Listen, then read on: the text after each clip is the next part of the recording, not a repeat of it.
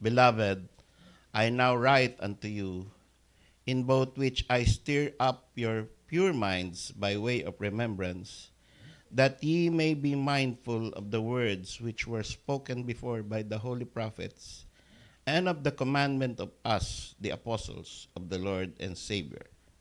At ang atin pong mensahe, being mindful of the things of God. 2 Peter was written during the time na parang nagpapaalam na si Peter. Sabi niya sa verse 14 ng chapter 1, 2 Peter chapter 1:14, knowing that shortly I must put off this my tabernacle, even as our Lord Jesus Christ has showed me. So medyo nakakaaninag na siya na kukunin na siya ng Panginoon. At dahil diyan, nagbibili na siya. Marami siyang habilin dito. Ako naman walang naaaninag na kukunin na ako ng Panginoon. Pero gusto ko lang talaga magbilin. Okay? At malusog pa naman tayo. Praise God. Okay, so kung kayo nakakaramdam na, magbili na kayo. Okay? Ngayon, sabi po dito, isa sa mga, ang daming habilin dito ni Peter, pero isa dito, yung sinabi niya na, Beloved, I now write unto you, in both which I stir up your pure minds. So, gusto niyang yung ating isip ay magkaroon ng parang hinahalo ng gusto. Binibigyan ng mga paalala na kung saan pag-isipan nating mabuti lahat ng napag-aralan natin simula nung umpisa ng church, simula nung tayo naging Christian. At gagawa lang natin ito with a pure mind. Kailangan po natin ngayon yan kasi ang daming impurity sa mundo. Ang daming nagko-competition para sa ating mga kaisipan. Merong woke mentality. Yan, 'di ba? Inaresto si Pura Luka. Oh, puro kalokohan kasi iniisip ni Pura Luka. Oh. So, yan ay inaagaw yung ating isip. Kahit yung mga balita, inaagaw. Nagiging tayong minsan addict sa balita, nakakalimutan magbasa ng Bible. Nagiging addict tayo sa Facebook, sa mga movie, sa mga iba-ibang games, sa iba-ibang mga things of this world. Kagaya niyan, lumalapit sa atin ng Ayala Mall. No? Siguro, yung pagkaan dyan na yan at talagang andyan na, ang dami ng establishment. Habang nakikinig ng preaching, iniisip na natin yung pupuntahan pagkatapos. Yan na, maganda sana, no? Na andyan sila, convenience para sa atin, pero meron ding tendency makadistract. Kaya dapat stir up your pure minds. Kailangan natin yan. Kailangan natin na maging remembering always the things that the Lord has taught us in this church. That we may be mindful of the words which were spoken before by the holy prophets.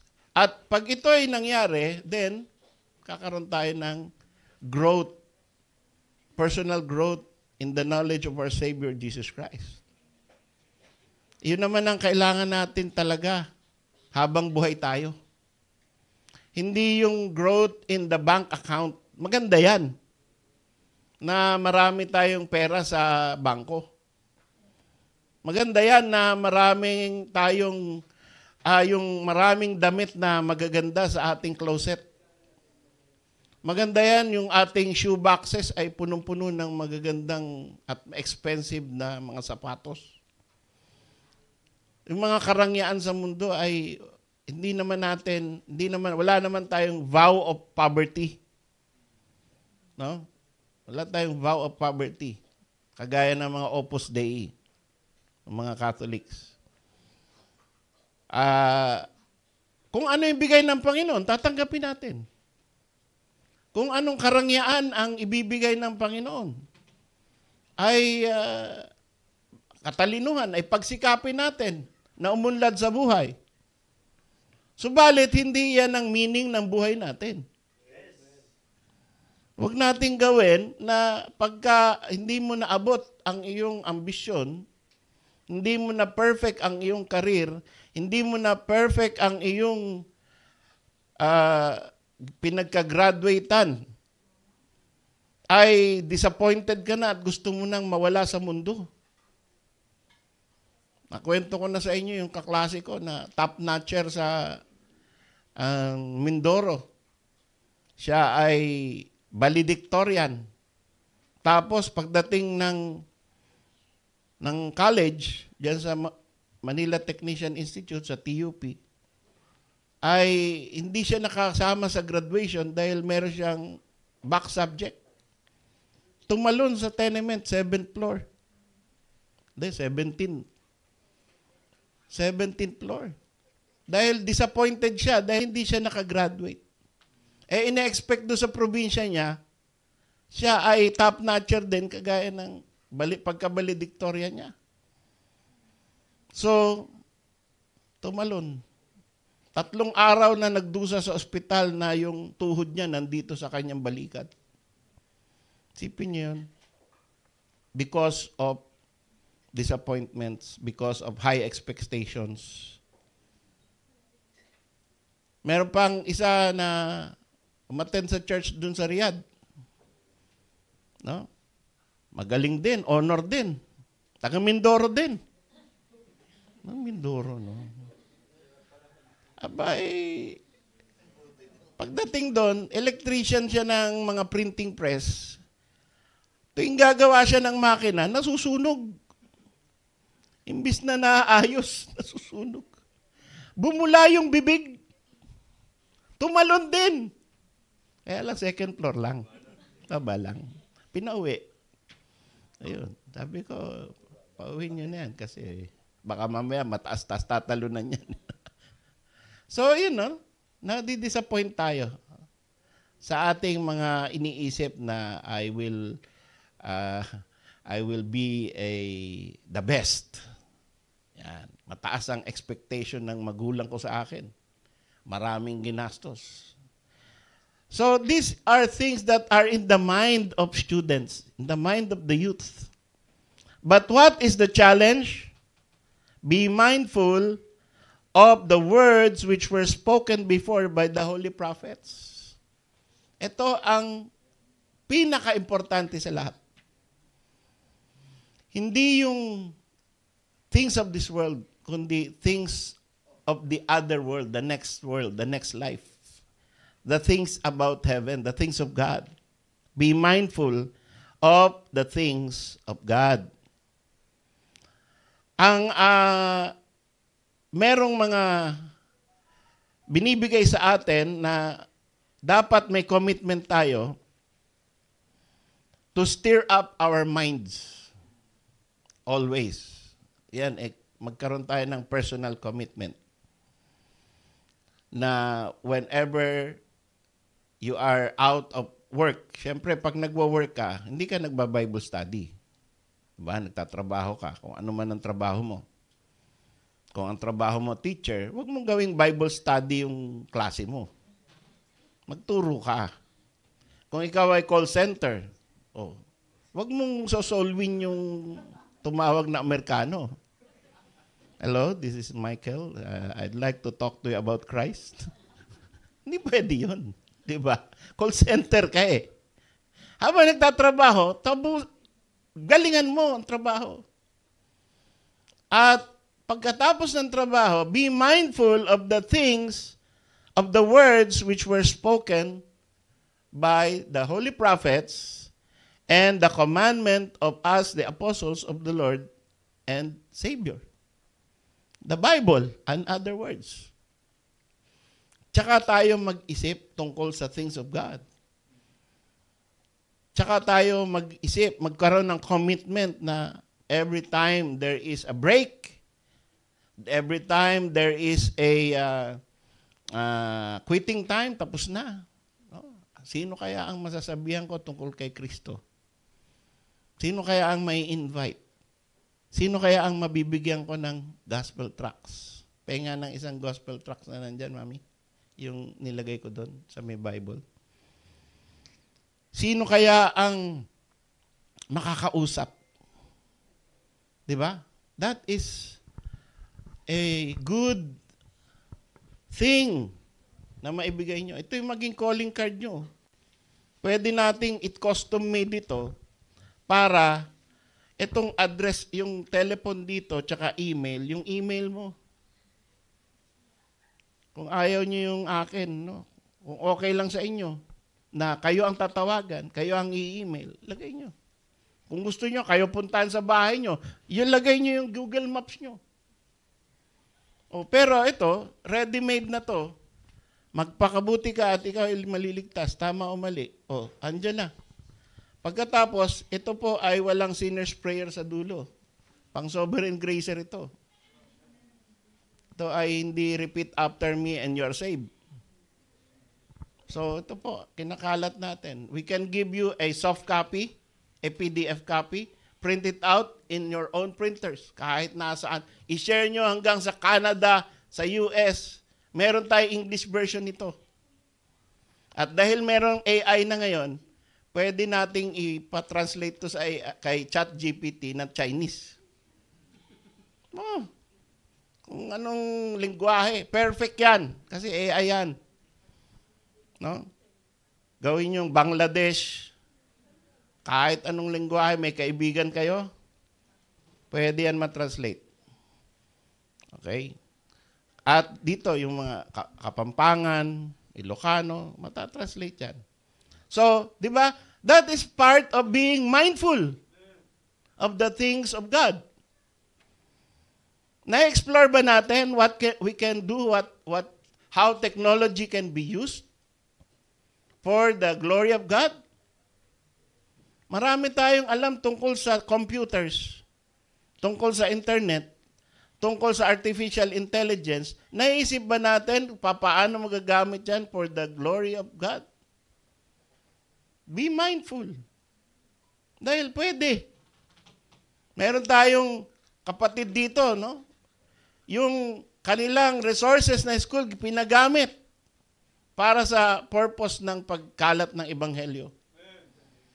Oh, di ba? Kung meron ka maliit na, ako tuwing meron akong naiisip na maliit na maikling sala, no? Halimbawa, yung may kapatid tayo dito, taga San Pedro. O, baka may sala kayo dyan. Baka pwede yung kapitbahay imbitahan. At magkaroon ng pagtitipon. Kahit isang beses lang, subukan. That might be the trigger. Matagal na siya naghahanap ng ebanghelyo. That could be the trigger na yun, dun siya ililigtas ng Panginoon. Yung pag-invite mo, nag-i-invite kayo, puro sa Starbucks lang. Eh, baka pag in-invite mo sa church, pumayag. O kagaya ng mga kapatid natin dito. Andito ngayon, first time visitor. Pumayag. Oh. Siguro nagulat din siya, ba't pumayag? Ha? Diba? Nagulat. Magugulat ka rin eh. Kasi galing sa Panginoon yan eh. Oh. Ayun dito, sumasakay ako, nakita ko yun pala, siya pala yung boss. Na sabi niya, ay, kayo po ba ang pastor dyan? Oh, gusto ko po mag-Bible study dito, lahat ng mga tauhan ko dito. Sipin mo yun. Oh. Hindi mo akalain na may mga tao na, sabi nga ng Panginoon huwag kang matakot, Paul, because I have much people in this city. Hindi mo lang kilala. Sabi ni Elijah, patayin mo na ako, Panginoon. I have 7,000 who have not bowed their knees to Baal. So, Hindi mo akalain na andyan lang yung mga tao ng Panginoon. Eh. Hindi pa lang nasa-save. Pero reserve na sila. Lalapitan mo na lang. Iwi-witnessan mo na lang. So magpakasipag tayo and be mindful. Make a commitment to have a pure mind. Every time merong impurity na papasok, suggestion, reject. That is how you have a pure mind. To have a rejecting attitude, rejecting impurity, and a commitment to stir up. Yun ang binibili ni Elder Peter na malapit na siyang kunin ng Panginoon. Kailangan ay magkaroon na kayo ng attitude na laging iniisip ninyo ang things of God. At ano ang isa sa mga dapat niyang detalye para maging committed siya? Make it your life goal to read the Word of God. Sino sa atin ang nakabasa na ng buong Biblia? Huwag niyo nang taas kamay niyo. Pero you should be happy if you have read the whole Bible. And if you have read it 2 times, you must be 2 times happy. But if you have not yet read it, you must be sad. Kung hindi mo pa nagawa yan.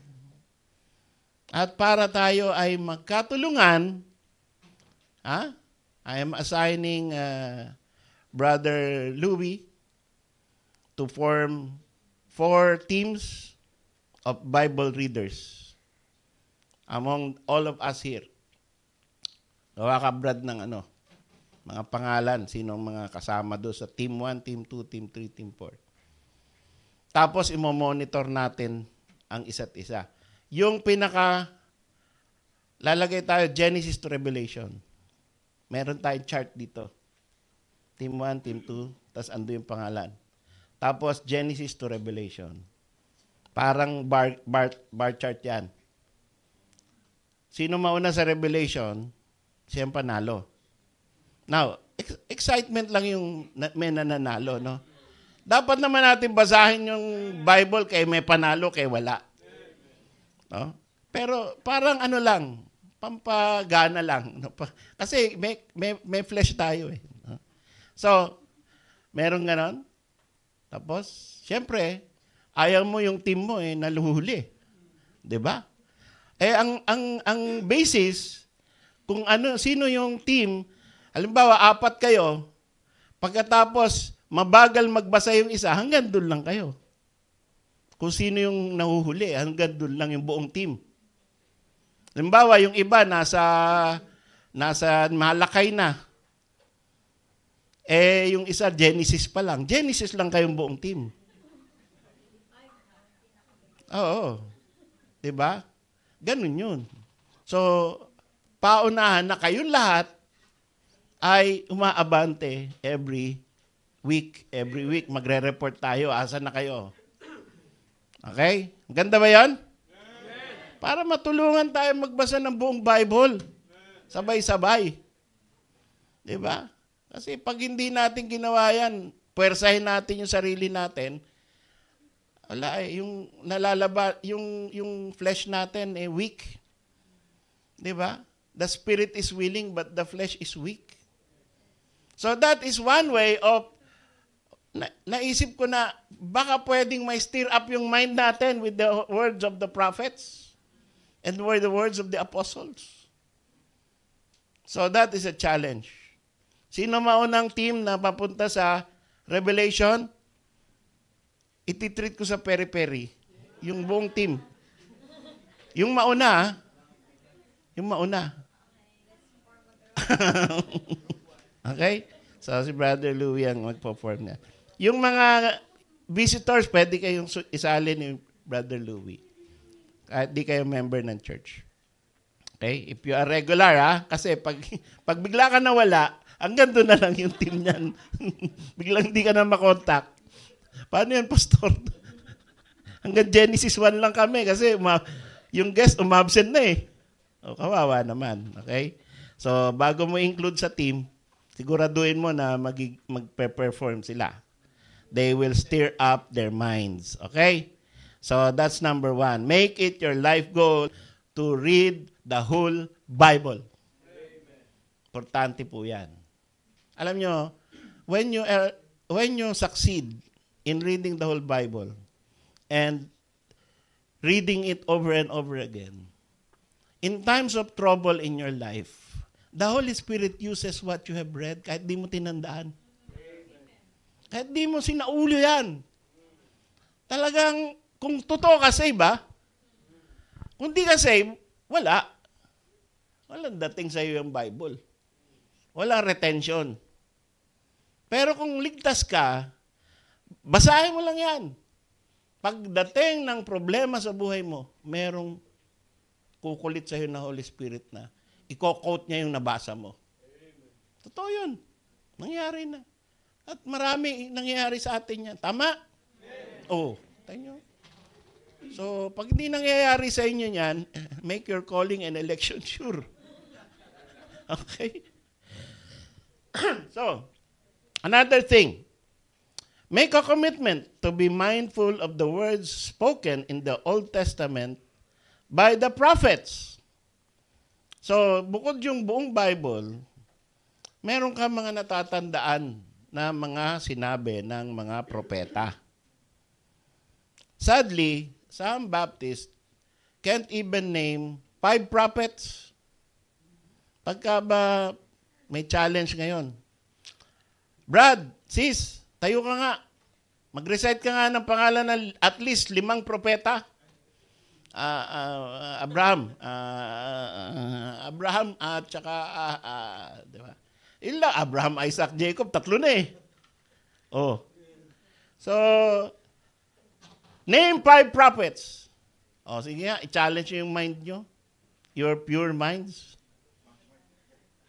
Prophets, Old Testament. Old Testament prophets. Di ba? Kailangan mabilis tayo. Ibig sabihin, talagang nagbabasa tayo at talagang mindful tayo. Yun eh. No? So, kita mo, minsan, chance upon nyo siguro, ini-interview. Oh. Ilang taon nung namatay si Adan, hindi masabi. $1,000, bibigyan kita. Yun on the street. Diba, may nakita nyo na ba yung ganon? I'll give you $1,000 if you can say how old was Adam when he died. 200? 300? Wala, sayang. Mga ganon. Gawa tayo kaya ng ganon. Kaya lang, 100 pesos lang. Okay. So, yun. Make a commitment to be mindful of the words spoken in the Old Testament. Alam nyo, mayroong Baptist group ngayon na ang kanilang prinsipyo, ang kanilang tinuturo, ino-oppose ko nga yan ay ang Old Testament ay by works, hindi by grace.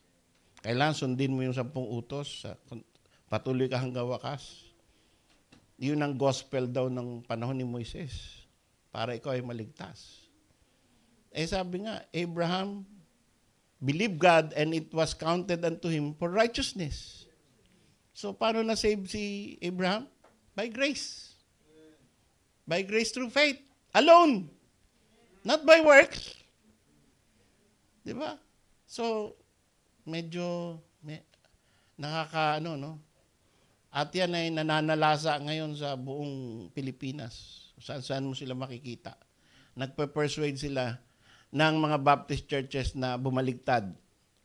From grace alone, from Genesis to Revelation, to grace is only in the time of Paul, in our time. At so, yung ibang panahon ay hindi grace, kundi works and obedience. So, ito po ay labanan natin sapagkat ito ay hindi ayon sa turo At paano mo malalaman yan? When you are familiar with the teachings of the prophets. Hindi ka maloloko ng mga Baptist na nagbabago ng aral. Pagka familiar ka. Bakit may nakukuha sila? Isipin nyo, buong churches bumabaligtad. Isipin nyo yun. Mga pastor na matatagal na, nakukuha nila. Mga Baptist pastor. Paano nangyayari yun? They are not mindful of the words of the holy prophets. Ako yung umattend minsan sa Commonwealth, sa may Fairview. Akala ko King James lang ang pag-uusapan. So, attend ako dahil I love the King James Bible. Biglang second speaker talking about hyper-dispensationalism or different kinds of salvation and different kinds of gospel. Hindi na ako bumalik. I walked out. And from that time forward, I opposed this group. Pero nagtataka ko, marami akong kaibigan na nakukuha nila.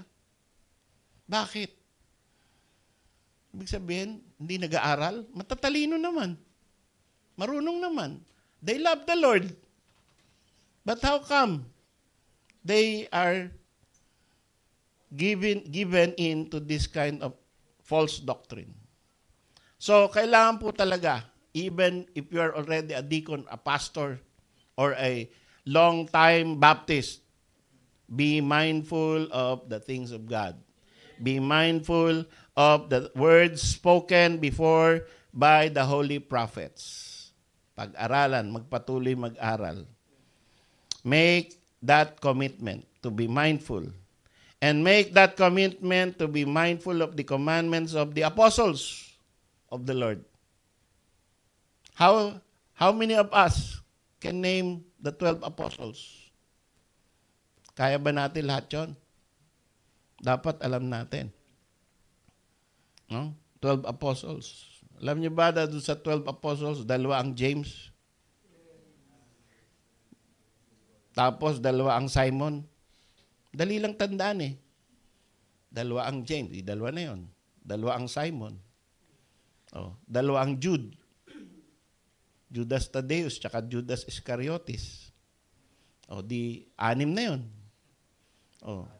Tapos si Andrew, Philip, Bartholomew, Matthew, and Thomas. Ilan na? 11 na. Sino pa yung isa? Si John. 12 na. Diba? 12 apostles. Challenge your mind. Stir up your mind. Na at least mag-umpisa ka dyan. Kasi paano mo malalaman yung words of the holy apostles kung hindi mo alam yung names of the apostles? Diba? So the names and the words of the apostles, the commandments of the apostles. Ano ibig sabihin yan? The New Testament. Yung bagong tipan. Diyan natin makikita ang mga kautusan ng mga apostol ng Panginoon. At sabi nga niya, teaching them to observe all things whatsoever I have commanded you. So, ang nagka-clarify kung ano yung salita ng Panginoong Kristo, yung mga apostolic teachings. Kaya po ang BCA ay Apostolic Church. We teach according to the commandments of the apostles. And we ought to be mindful of the words of the apostles, the commandments of the apostles. Make a commitment even to read some Baptist history and distinctive doctrines. Kaya tayo tuwing hapon, meron tayong distinctive doctrines. Anong purpose nun? Dahil dapat, alam natin, paano isinabuhay ng mga Baptist yung nabasa nilang scriptures. Throughout history. Hindi naman pwedeng, ang babasahin mo, Bible lang, tapos hindi mo alam paano naintindihan niya ng churches throughout history. Paano ginanap? Siyempre, ang katuparan ng scriptures, yung historical accounts. Sinabi ng Panginoon, I will build my church, the gates of hell shall not prevail against it. Did the gates of hell prevail? Naubos ba ang churches?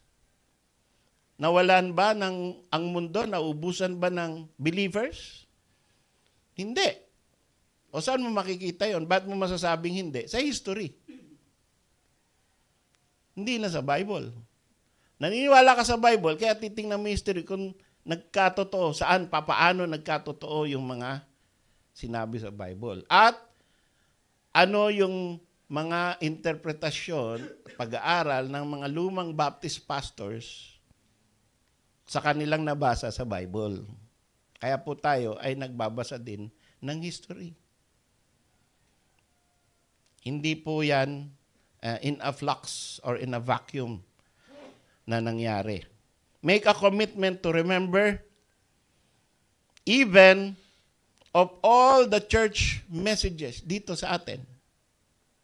Meron po tayong message na ginagawa ngayon, ginalagay ni Brother Jerome online sa YouTube. At merong team na gumagawa niyan. Meron tayong mga shorts, maikli, yung pinapaigsi yung preaching dito para mas matulungan tayo. Meron tayo, soon magkakaroon tayo ulit ng website na lahat ng doctrines, doctrine of about marriage, doctrine about the church, doctrine about sin. I-outline natin lahat yun. Tapos magkakaroon tayo ng mga manuals, gospel tracts, and hopefully even books na pwedeng ipamigay para well-informed ang ating church at yung mga gusto nating bahagian ng ebanghelyo. So, kailangan po lahat nito ng commitment. Hindi naman to kayang gawin ng isang tao lang eh. A commitment to remember, to be mindful, to pay attention of all the church messages. Be also aware kung ano yung na-preach na natin dati pa. Meron pong Bible Institute tayo every Friday.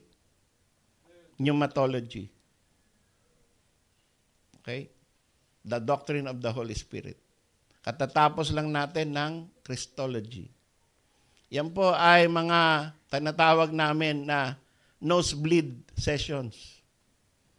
Kasi masyadong karne. Mahirap nguyain. No? Nosebleed sessions yan. Pero dapat maging ready din tayo dyan. At yung mga discipline natin dito. Yung mga paano natin ini-implement yung commandment. Ang commandment may penalty. Pagka yan ay utos ng church, tapos hindi natin sinunod, hindi tayo nag-comply, may penalty yun. Halimbawa, backbiting. Okay? Ikaw ay nag-rumor against the pastor or against a deacon or against a member. Tapos, nasira yung pangalan niya. So, magre-repent ka ngayon. Pag hindi ka nag-repent, you will be put under church discipline. How do we do it? How do we lift the discipline? So lahat po yan ay naka-record, lahat yan ay pwede niyong itanong because that is the way that the church cleanses itself. Sabi ng Ephesians 5:26, the Lord Jesus Christ cleanses and nourishes His wife, the church. Nililinis niya yung church that He might present it to Himself a glorious church not having spot or wrinkle or any such thing. Ang church ay dumudumi lagi. Pero paano paano niya ipipresenta sa kanyang sarili ang isang glorious bride? Nililinis niya habang nasa lupa. He nourishes and cherishes it that it might be a healthy church. Pagka nag-refuse tayo ng nourishment, ng cherishing, ng discipline, unhealthy tayo, hindi tayo kasama doon sa papakasalan ng Panginoon in the latter days, in the judgment seat of Christ. And when we say papakasalan, it's not a wedding na kagaya ng ginagawa dito, but it is the acceptance of Christ. Come. Yun. Come and ye blessed of my Father. Enter into the joy of the Lord. Yun ang ibig sabihin ng wedding or ng marriage. Ang isang church, as a church, ay wini-welcome ng Panginoon into eternal glory. So, bukod yung individual responsibility natin sa Panginoon, ang ating kaligtasan ay ginawa na ng Panginoon sa krus. Tayo ay ligtas na, hindi dahil sa kabaitan natin, hindi dahil sa tumupad tayo sa lahat ng kautusan ng apostles and prophets, hindi dahil sa nagpatuloy tayong member ng church na faithful. Hindi yan ang basehan ng ating kaligtasan. Ang kaligtasan natin ay by grace alone. Not based on your performance. Okay? So, kung ikaw ay may Kristo na sa puso, ligtas ka na. Don't worry. You will be in glory. No matter how you perform on earth. But, your performance on earth, if it is according to the word of the holy prophets and apostles, will be much rewarded. Merong pabuya ang Panginoon at mayaman ng Panginoon sa pabuya. Dito sa lupa pa lang meron na. And how much more in glory. Ang pabuya ng Panginoon para sa mga sumusunod dito sa instruction ni Peter to be mindful of the words which were spoken by the holy prophets and of the commandments of the apostles can be found in verse 18 of chapter 3. 2 Peter chapter 3, verse 18. Anong sabi? But grow in grace and in the knowledge of our Lord and Savior, Jesus Christ. To Him be glory both now and forever. Amen. Ano ang reward? Growth. We are not really after church growth. Church growth is a gift of God to the church. Ginagawa yan ng Panginoon kung kalooban ng Diyos na tayo palaguin at maging 1,000 at magkaroon dito ng 10-story building at mabili natin yung property sa kaliwat kanan at mas mataas pa tayo sa Lasal, no? Ay kalooban ng Panginoon yan. Hindi ko inaambisyon yan. Hindi ko nga inaambisyon magka-building tayo eh. Magre-rent lang tayo hanggang magkamatayan na tayo lahat eh. Yun ang iniisip namin dito. Na basta, saan ba manggagaling to? Eh, pare-pareho lang tayo nagtatrabaho na average. Walang milyonaryong member ang BCA. No? I'm a millionaire in heaven. Pero dito, tayo ay mga semi-millionaire lang. No? Pero kita nyo, by the grace of God, meron ito. So, ang pinaka-importanting growth na pagtatrabahuhan natin is the growth, our personal growth in the grace and in the knowledge of our Lord and Savior, Jesus Christ. Stir up that. Make a commitment to growth. That is your assignment, personal assignment on each of us. Dapat nag-grow tayo. Dapat next week, mas matured ka ng kaunti kesa this week. Next month, mas matured ka. next year, 2024, mas closer ka sa Panginoon dahil mas marami kang nalaman tungkol kay Kristo. Yun yung ating assignment. Hindi ka stagnant. No? 10 years old ka na, baby Christian ka pa din.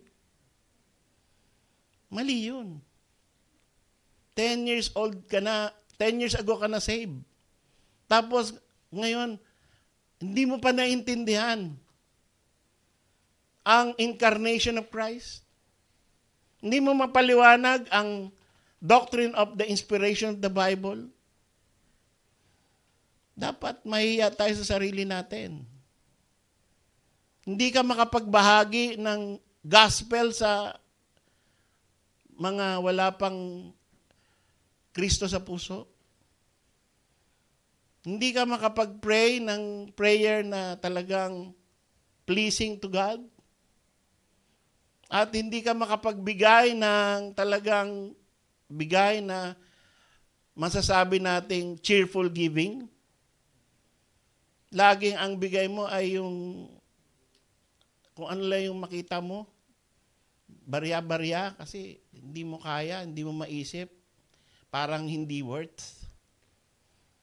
Hindi matured. Hindi nag-grow. Hindi nagkakaroon ng more knowledge about our Lord and Savior Jesus Christ.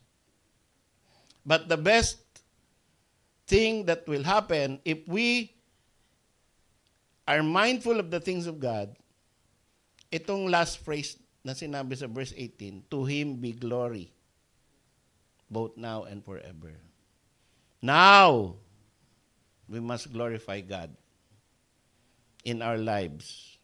May nagtanong sa atin, di ba? Ano ang mission and vision ng SGBCI? Wala ba tayong ganon? Mission and vision?